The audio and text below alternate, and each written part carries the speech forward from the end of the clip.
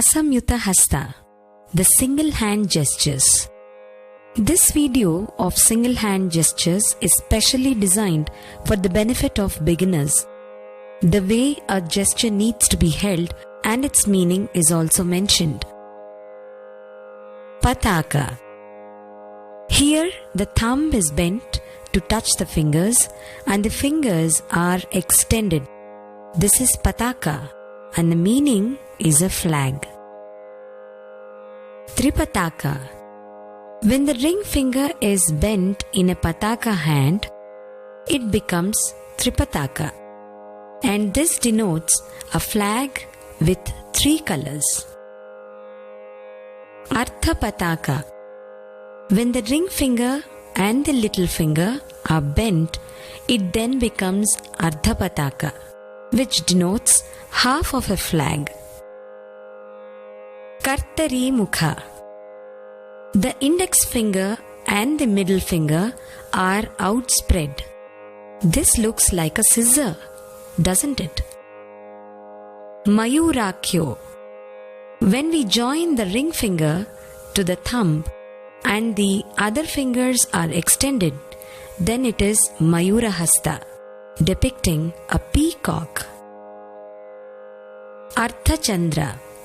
The thumb of the pataka hand is stretched out. It becomes Ardhachandra. The meaning is half moon. Arala. When the index finger is curved to touch the thumb, it becomes Arala and it means bent. Shukatunda. In this hasta, we find the index finger and the ring finger curved to denote a parrot's head. Mushti. When all the 4 fingers are bent upon the palm and the thumb is set on them, then it becomes Mushti and it means a fist. Shikhara. If the Mushti hand has its thumb raised up, it becomes Shikhara, depicting a peak. Kapitha. The index finger bends and rests upon the thumb. It is then called Kapitha, meaning elephant apple. Katakamukha. There are 3 varieties in Katakamukha which have different meanings. Now, this is a mudra which is used frequently in pure dance, that is nritta. We need to rest the index finger and the middle finger on the thumb, and the meaning is opening of a bracelet. Katakamukha. In this variety of Katakamukha, the middle and the index fingers are curved and rest on the thumb, denoting a bird. Katakamukha. This last variety denotes a girl. The thumb and the index fingers need to be held together with middle finger looking down and the rest of the fingers extended. Suchi. The index finger is raised and the rest of the fingers are pressed to the palm. This denotes a needle. Going forward, in the next mudra, maintain the Suchi hand, releasing the thumb, which makes Chandrakala, meaning digit of the moon. Padma Kosha. When the fingers are separated and a little bent and the palm is also a little hollowed, the hand is called Padma Kosha and the meaning is lotus bud. Sarpa Shirsha. In this hasta, the tips of the fingers in the pataka hand are bent, which looks like a snake's hood. Mrugashirsha.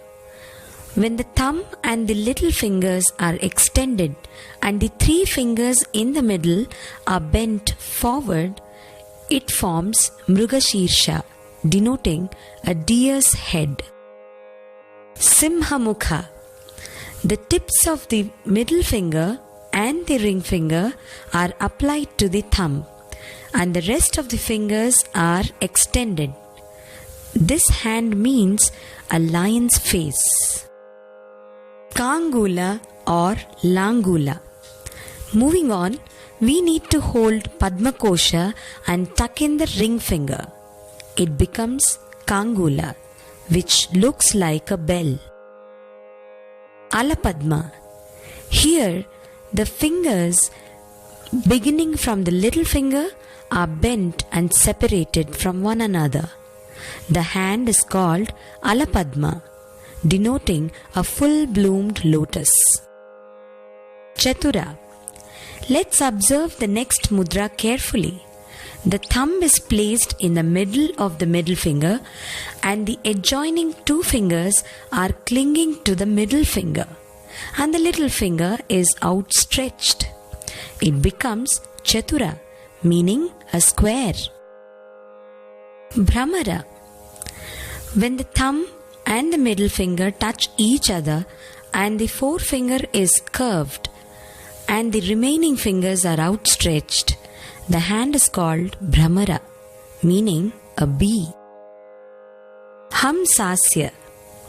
If the thumb and the forefinger touch each other and the remaining fingers are outstretched, the hand is called Hamsasya, denoting a swan beak. Hamsa Paksha.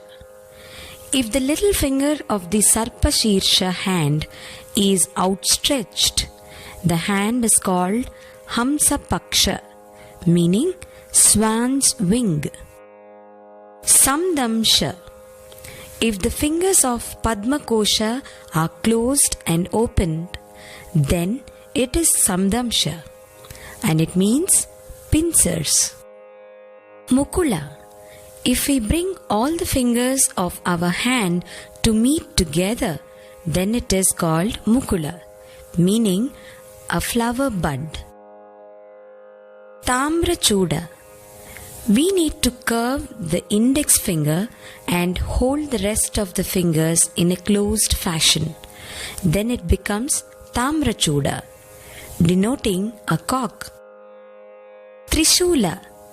We need to hold the thumb and the little finger, stretching the middle three fingers upright as if to show number 3. It denotes Trishula, the powerful weapon.